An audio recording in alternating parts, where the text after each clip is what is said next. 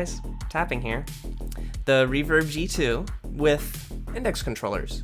Ultimate VR setup, best of both worlds. I will be reviewing particularly the Reverb G2 with index controllers, but this review will also apply to any kind of mixed VR setup. And I will touch a bit on using like the Oculus Quest, for example, with base station tracking. There's actually not a whole lot of reviews of this setup on YouTube.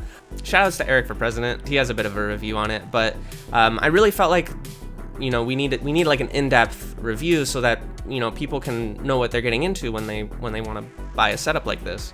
It's kind of complicated to review this. So there's a lot involved, and because of that, even in this video, I'm gonna try to touch on everything, but I'm sure that there will be some aspects that might be missed out on. I will go in depth as much as I can, and because of that, apologies in advance if I ramble a little bit, but I'll timestamp everything so that you can look at the pieces of the review that you want to see. So this review is going to be broken down into a few components. So one is going to be tracking fidelity. Is there any compromise that you're making by doing some sort of calibration with this tracking? Then we're going to get into the convenience of this setup, and that's actually a huge component of this, right? Like, how convenient is it? How often do you have to recalibrate, etc.? Then there's also the whole, how much of a controller upgrade is this? How does this headset compare with the Index? Cool. All right. Let's get into it. Oh, wait, hold on. In order to get the most out of this review, you should really understand how this setup works. So for this review, here's the 30-second rundown. Ready? You need a VR headset, base stations, either 1.0 or 2.0, usually two of them, index controllers, and SteamVR tracking dongles. And you set up the base stations, you pair your controllers to the tracking dongles, you download some software called OpenVR Space Calibrator, and then you take your index controller and your G2 controller and you smush them together and move them around while they make sweet, sweet love to each other. You calibrate. And that's basically it. Then you can just use the controllers with the G2. Under 30 seconds. Nice. All right, back to the review. So first, let's get the elephant in the room out of the way. Price. The price of this setup is quite a bit. You're going to need, not just the Reverb G2 and index controllers, but you also need to get base stations and the tracking dongles. This adds up really fast. If you end up adding everything together, roughly speaking, this setup is going to be $1,200 plus. The dongles is hard to put the right price on because it really depends on where you get them from, what kind of tracking dongles you end up getting. But I think in the range you can expect to spend about $1,250 US with new components. So I know that you can buy used components, but to compare apples to apples, right? I'm going to compare new index kit to new HP Reverb G2 kit. So we've got, $1,200, $1,250 for this Reverb G2 setup, $1,000 for the index. Other VR kits that you might be interested in this price range include things like the Pimax 5K Super, which would end up being somewhere around $1,300 for a full kit with index controllers. Then there's also the new headset, which is unreleased by Vive. So that's the Vive Pro 2. And that ends up being $1,400. And that price might also be slightly different if you're wanting to use index controllers with it, because they do it with the Vive ones still. So once we're in this price range, the index is kind of the budget option, surprisingly. And then we've got, Reverb G2, Pimax, and onwards. So that's kind of the price range we're talking about. Yeah, it's a lot. And for a lot of you, that just straight up automatically already dismisses this as an option. But I'm going to talk about this, and especially compared to the index, because I think that is kind of what it's really trying to compete with. And for the rest of this review, I'm going to try to not talk about price in terms of factoring into my analysis anymore, right? I want to say, okay, how much are you getting with this experience, period? And then you already know the price. I don't need to repeat it. It might come up time to time, but for the most part, I'm going to try to say things just how they are, and then you can decide whether or not that's worth $200 to you. Awesome. Let's get into our first mixed VR specific thing, convenience. How convenient is this? Do I have to recalibrate all the time? The answer is no. Guys, this is a super convenient setup. Oh my gosh, I was surprised, actually. I knew it was going to be very convenient, which is why I went ahead and bought this for myself, but I've been pleasantly surprised with how convenient it is. So once you do the setup, then You get your calibration done, and with the Reverb G2, right now I have it set up such that I put on the headset, turn on my index controllers, and I'm in Steam VR. It's basically like a native index experience. Now, of course, it's not going to be perfect, right? So sometimes when you start the system, you do have to restart the system because I don't know why this sometimes happens. It's not common, but maybe 1 out of 10 times it might not start my overlay correctly for Space Calibrator. So I just have to, reboot it. And you'll notice this because your controller is just like, will be somewhere off in space. Or sometimes the room will be like rotated 90 degrees. So my main tip is, if I turn both controllers on and like hold them up so that they're visible by both base stations, I never have an issue with that. So uncommonly have to restart, but it's not a big deal. You just click exit VR, turn on your controllers again, and you're good to go. You don't even have to take off the headset. Now, even less commonly, but still happens, is you have to recalibrate. And so that is honestly not that bad, actually. So what I do is I grab my G2 controller, right? That's the hardest part, by the way, is just grabbing your G2 controller. Usually I'll do that by doing a voice command for the flashlight. So I'll say flashlight on, go over, grab my G2 controller, turn it on, do a calibration, turn off my G2 controller, put it down, all done. And so it takes, I would say, a total of maybe a minute and a half. So that's the only time where I feel that it can be inconvenient, but it's not often. And so I've been pleasantly surprised with how well it keeps calibration. So if I had to give a score, let's say the index is a 10 out of 10, just to give a number for our standard here, I would give this a 9 out of 10 for convenience. It's really, really convenient. Like I said, sometimes you have to do a recalibration, or sometimes you have to restart Steam VR. Sometimes there's little quirks that happen here and there. For example, seated experiences can be a little weird sometimes because you're still using Space Cal, but maybe you're not using your index controllers. So you just have to be careful about like how you set things up. But if things are set up properly, it works really, really well. And then I guess for comparison, the Oculus Quest, well, the Oculus Quest standalone is like an 11 out of 10, I would say, on convenience. I mean, it's just the most convenient. It's kind of the real gold standard for convenience. I would say the Oculus Quest with Link is probably like a 9.5 out of 10, I would say. So that's kind of, and that's not to say Quest with Link is particularly inconvenient. I'm just saying how convenient this setup is, right? Like, I think this setup competes with Oculus Link in terms of convenience. But that being said, okay, what if you're using your Oculus Quest with the index controllers? How convenient is that? This is a mixed bag. I initially gave this a brutal review of saying it's not convenient at all. You have to recalibrate all the time because, if your headset falls asleep or if you disconnect from Oculus Link or anything like that, you have to recalibrate. And then recalibrating itself on the Oculus setup is much worse, in my opinion, just because of little details. For instance, the Oculus Touch controllers only have one button per controller, whereas the G2 controllers have both the Windows button and a menu button on them. And the reason this matters is because oftentimes you're pulling up menus and stuff to do these calibrations. And so with the Oculus Quest controllers, you kind of need to make sure you're careful about which one you choose. So I find that using the left one is the best because you can actually pull up the Steam VR menus and stuff. And if as long as you don't need to use the Oculus menu for a moment, you can get your calibrations done without having to use your right Oculus Touch controller. But then it's less convenient because you have to take out the batteries for the controllers as well. Like the G2 controllers, you can just turn on and off by holding down the Windows button. But the Oculus controllers, I mean, let me know if I'm wrong, but the only way that you can turn them on or off is by putting in or out the batteries, I think. So calibrations with the Oculus Quest were just a little more annoying, and I was recalibrating a lot. But this setup gets saved by something, and that thing is Virtual Desktop. With Virtual Desktop, you can fix your play space relative to the Guardian boundaries that are on the Quest. So normally with Quest Link, if it connects or disconnects, you lose your calibration. But with Virtual Desktop, I think it actually can hold it. If you use Virtual Desktop with Center to Play Space staged tracking in the streaming settings of Virtual Desktop, then it will hold your play space and orientation and all of that for your Quest. So that means that with the Quest specifically, you have to be using virtual desktop for this setup. Using it with Link or AirLink basically is going to yield an inconvenient experience, in my opinion.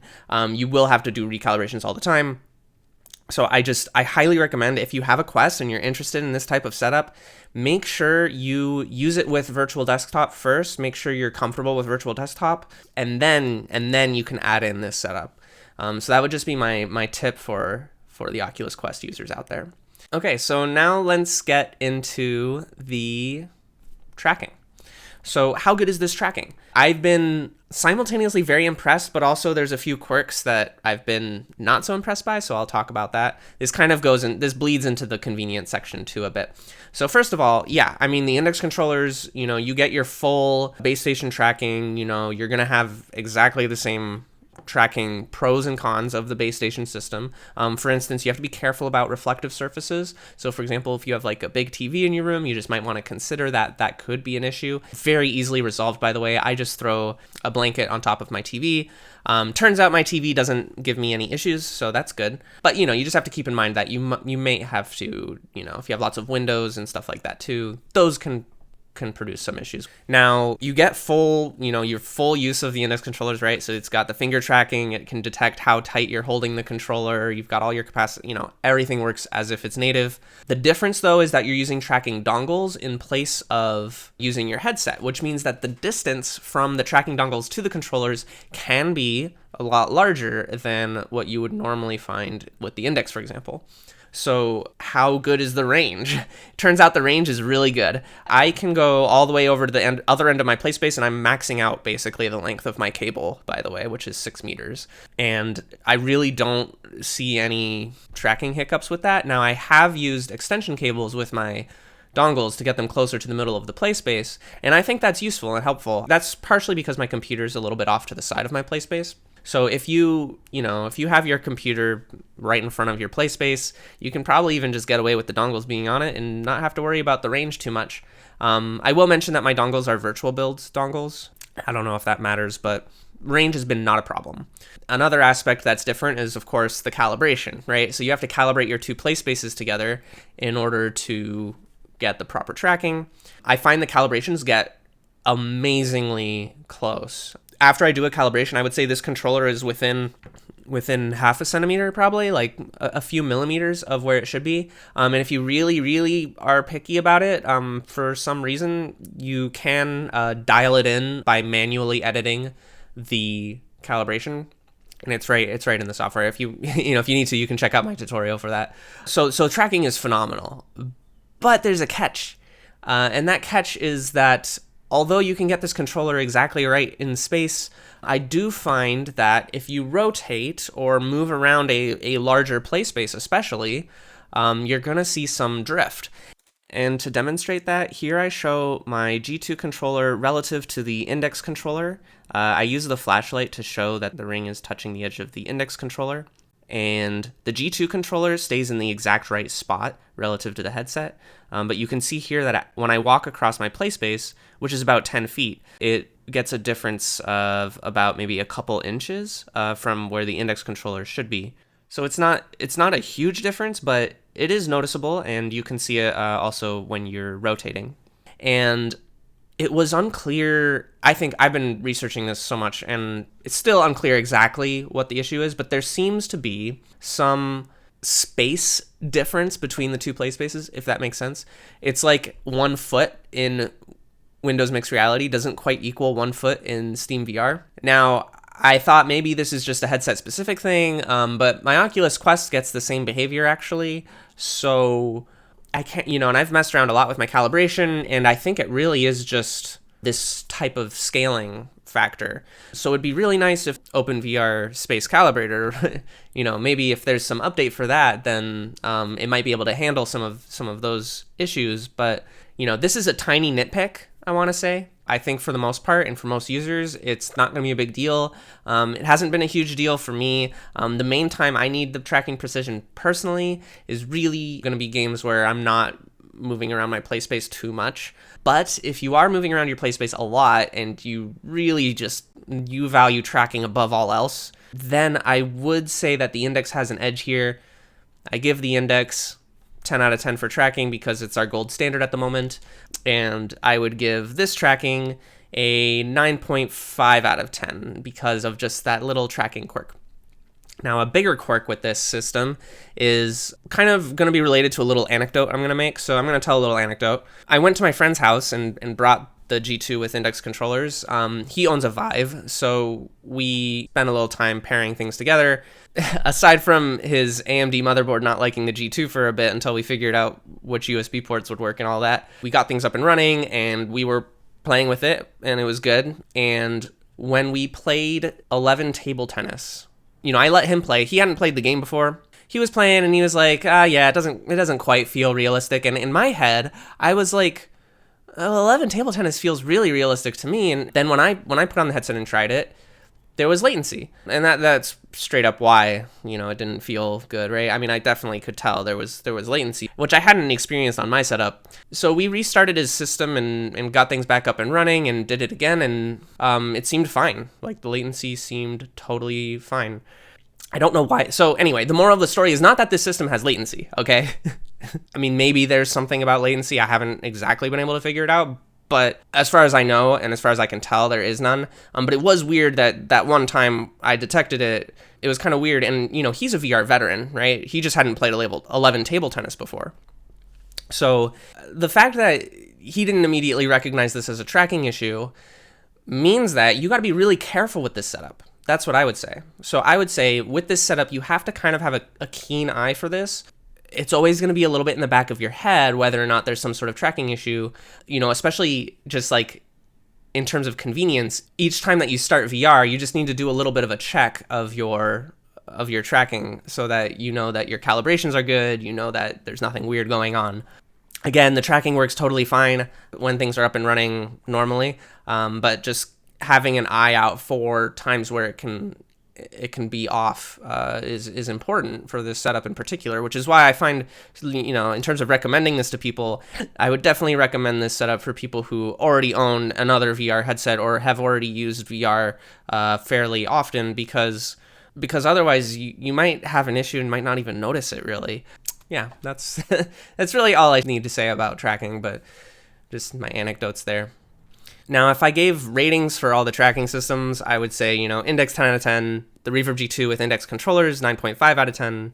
Then we've got Oculus Quest, I guess, I would probably rank that about an 8.5 out of 10, like noticeably good tracking. And then the Reverb G2, I would give a 7.5 out of 10, which is kind of where I start to get into the threshold of, is that really acceptable? I think you get a much bigger tracking boost from moving from the G2 to using it with the Index controllers than you do from the Quest.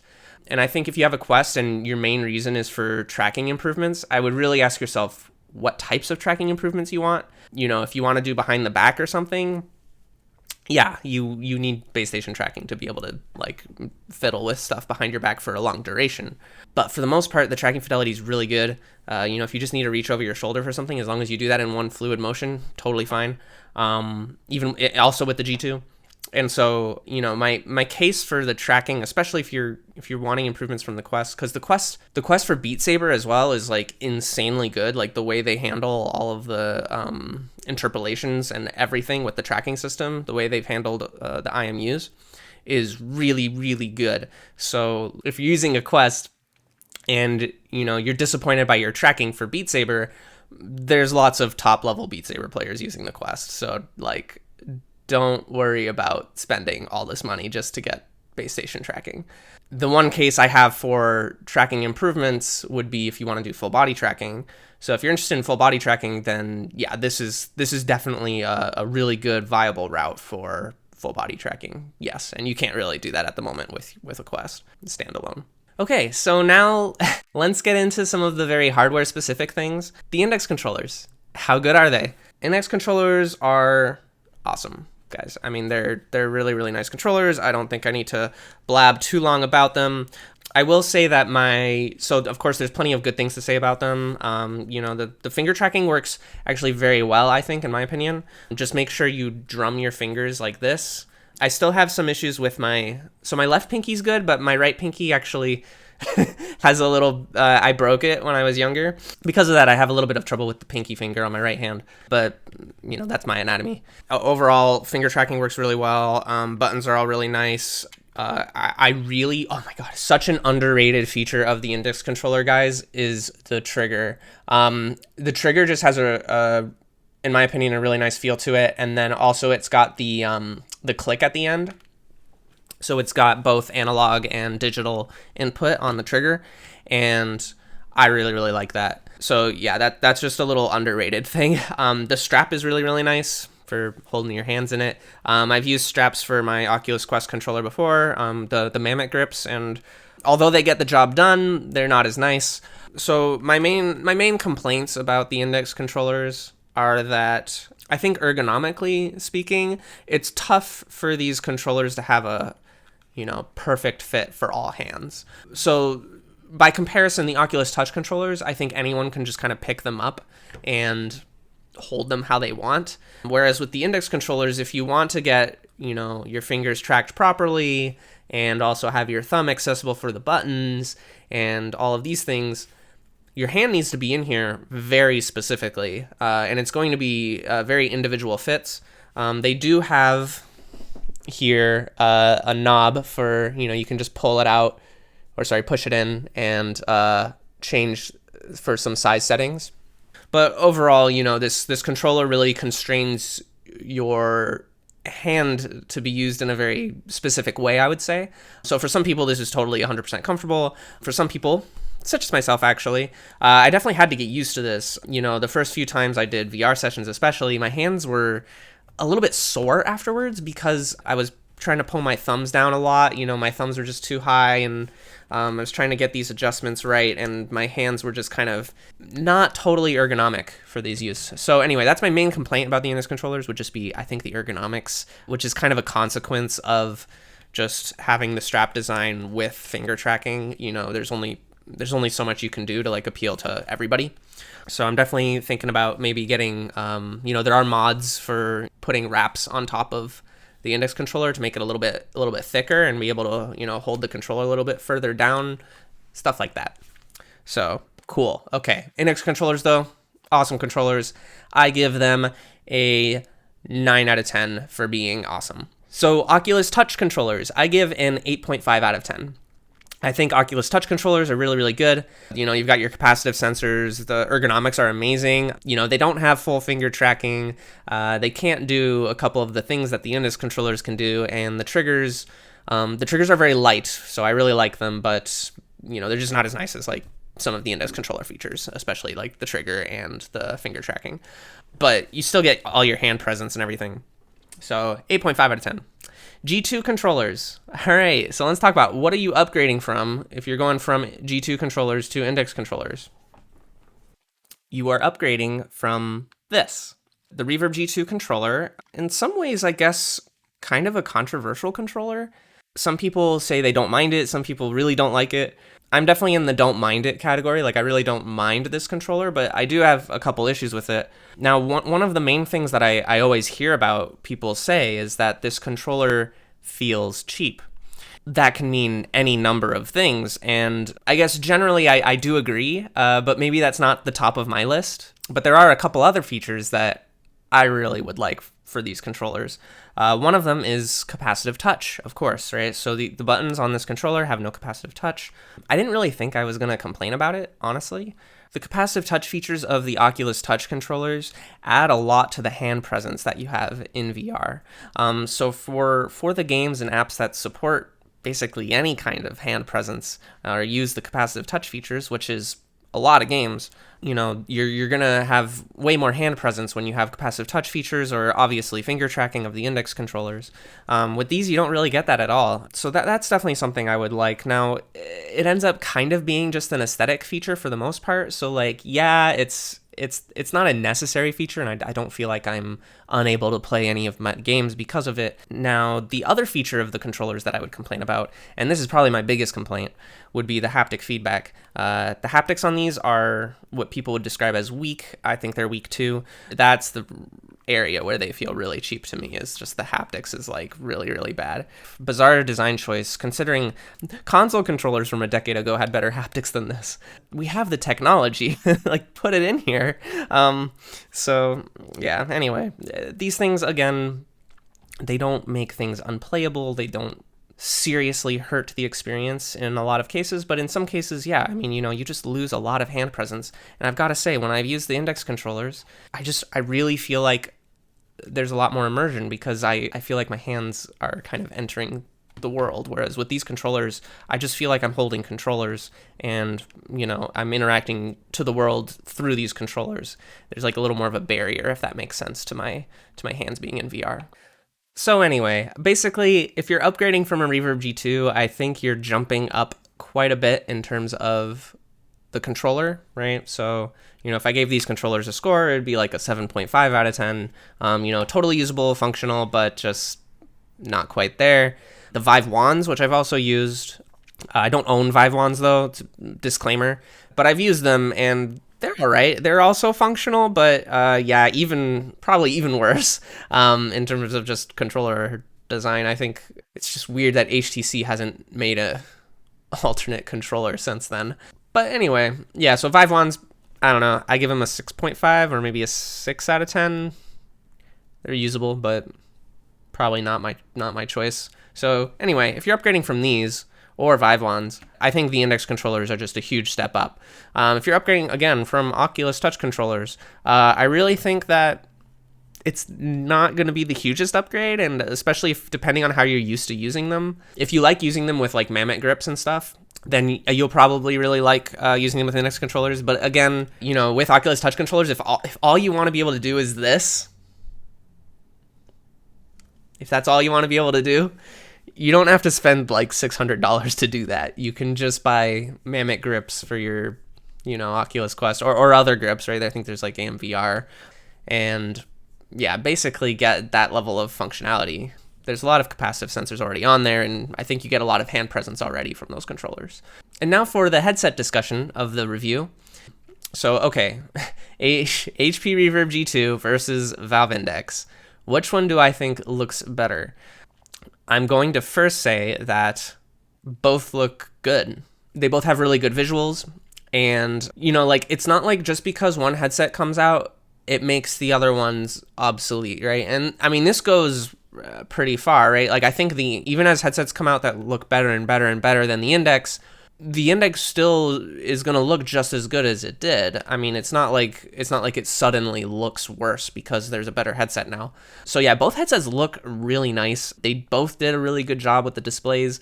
But if I had to pick one, I would definitely pick the Reverb G2.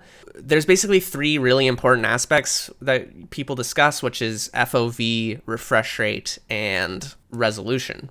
And so it's incredibly important that you have a wide enough FOV, otherwise you always feel like you're looking through binoculars. And it's really important that you have a good enough refresh rate, otherwise things don't look as fluid. And actually, even worse is if you experience VR motion sickness, that can also be really bad. So, with that being said, even though the Index outclasses the G2 in FOV and refresh rate, I still prefer the Reverb G2 visuals. And the reason for that is because the resolution bump is big.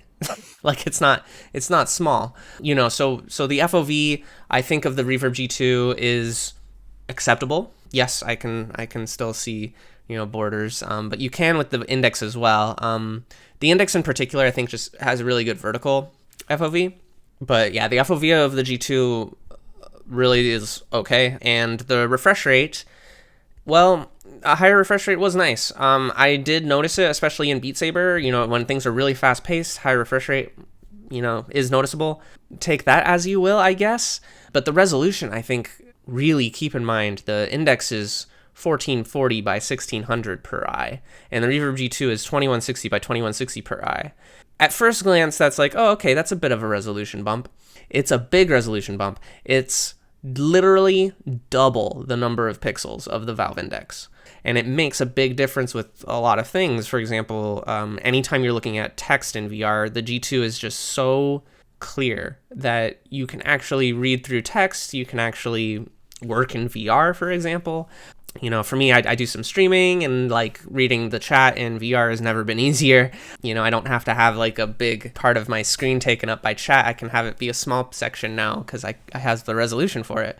It's a decent difference. One of the other main differences too is that the Index has a lot of glare, and so the glare comes from the fact that it has 2 lenses for each eye. It's got stacked lenses, I guess. So because of that lens design, they canted the lenses for the extra FOV, and they stacked the lenses, which I think that ended up resulting in the God rays. I think that the extra God rays that the Index has is something that a lot of Index owners complain about, and the G2 was kind of optimized to eliminate that. So Valve designed the G2 lenses, but did not design them the same as the Index lenses at all. They are single lens design, and they were basically optimized to reduce God rays. Yes, I do really like the G2 visuals.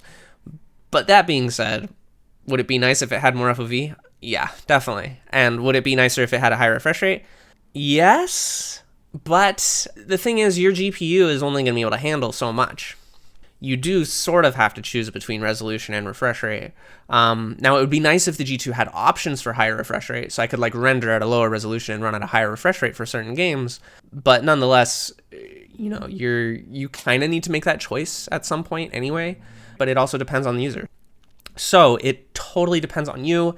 Me personally, I like the G2, but that's not true for everybody. And at the end of the day, you have to ask yourself if it's really going to matter for you, for your use case. For me, I was kind of looking for something that was going to be good for Sims as well. So that's why I got the G2, honestly. But if you're just looking for a general all-purpose VR headset, both headsets are going to look fantastic. And yeah, the Index just has a lot of versatility in general. So that's what I have to say about it. So anyway, I've only talked about the visual aspects there, but audio is the same as the Index. Comfort, I do prefer the G2. I can wear it forever. It's just such a light headset. But both headsets are very comfortable, and I do really like the Index strap design, with the knob in the back rather than the Velcro straps. So that's a small thing, but for the most part, both headsets are very comfortable. Okay, so all of these things being said, what do I think? Who would I recommend this to?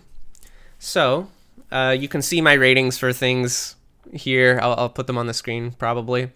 It's kind of a close race, right? I mean, they're both really, really good setups. And I think that's the main thing I want people to take away from this review is just that either way you go, you're probably going to have a great time. And they're both excellent VR setups.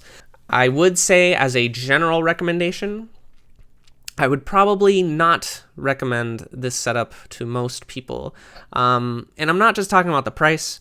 It's really just that there is some more tinkering involved. You are, going to occasionally encounter little hiccups with certain things, like, oh, this game, doesn't work if I run it this way. Oh, let me, run it a different way, or like tiny things, but it happens over time.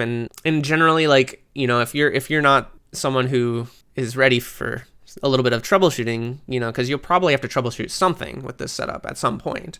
I think you're going to have a lot less of a troubleshooting experience and more of a optimization experience with the Valve Index. With this setup, I think there can sometimes be a little more troubleshooting and stuff like that. And a lot of that honestly just comes from the G2. Like the G2 itself is sort of a troubleshooting headset. Like it has a lot of USB issues especially with the AMD motherboards. Like you can sort these things out for sure. But I'm just saying, like, there's a good chance that you might have to troubleshoot stuff. And then in particular, if you have this setup too, you'll probably have to troubleshoot some more stuff. Then, of course, if you factor in the price, yeah, I mean, the Index is cheaper too. So Index is still a really good option. But, this is mostly a recommendation for people who are new to VR. Well, what about if you're a veteran of VR, right? You own a Vive, you want to upgrade to this. You already have base stations, and maybe you're even fine with your Vive wands. Well, yeah, I mean, this setup can make a lot of sense, right? If you just buy the Reverb G2 and use that. So that can make sense, for sure. Another use case for this setup is if you already own you know, a Reverb G2 or a Quest, you know, and you just want to upgrade your experience, yeah, I mean, this is the upgrade for the Reverb G2. It fixes the, by far, in my opinion, the worst aspect of this headset, which is the tracking and the controllers. It's a really, really good upgrade, albeit it is a little pricey. So who else would I recommend this to? So if you're like into sim games, let's say you have a whole sim setup. So basically you really want the Reverb G2 because of the resolution. It's going to be better for sims. So, you know, you would get a Reverb G2, but you also want your, you know, really nice room scale gaming. You don't have to buy two headsets. You do not have to buy a Reverb G2 and an Index to get both.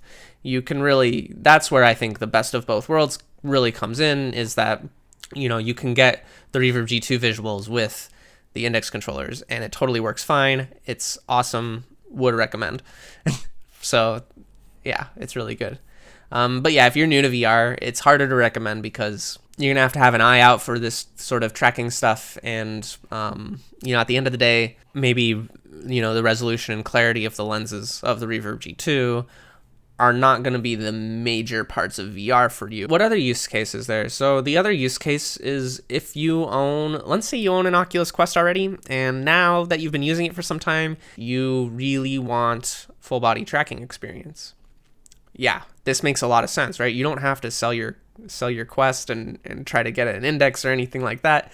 You can just buy base stations and trackers and be good to go. And you can still use your Oculus Touch controllers even. I think they still give you a lot of hand presence in VR in my opinion, and the tracking's totally fine for those. And then you don't have to deal with some of the calibration quirks that I talked about earlier either. So I think full body tracking could make a lot of sense for Quest users with this setup. And same goes for Reverb G2. You know, if you want to use your Reverb G2 and you just decide, well, I also really want to use full body tracking, go for it. Yeah, that's totally an option. This setup works really, really well. As I've said in this video, awesome setup. I've been very impressed with this setup. I think that's about it for this review. You know, like I said, as a general recommendation, I think it's hard to recommend, but for specific use cases, I think there's definitely a case for buying this setup. So like if there's only one little thing holding you back and that little thing has been addressed here, then there you go. So am I happy with my setup? Yeah, 100%. I am very happy with my setup. Retrospectively speaking, I would have gotten an Index if I had known that, you know, I was going to upgrade from a Reverb G2 to Reverb G2 plus Index controllers. But given the fact that I didn't know ahead of time, I got the Reverb G2 and then decided later that I wanted the Index controllers. There you go. If you're in that boat, that's the path that I took. So, and then, yeah, you've already done all of your troubleshooting for the headset itself. So the calibrations and stuff are super easy to do. Anyway, okay, I think that wrapped up the review. Sorry I rambled for so long, but I just wanted to get in all the details. So if you liked the video, give it a like. Be sure to subscribe if you're interested in more content like this. If you didn't like the video, dislike and just let me know why in the comments so I can keep improving. Anyway, that's all I have for today, so take care.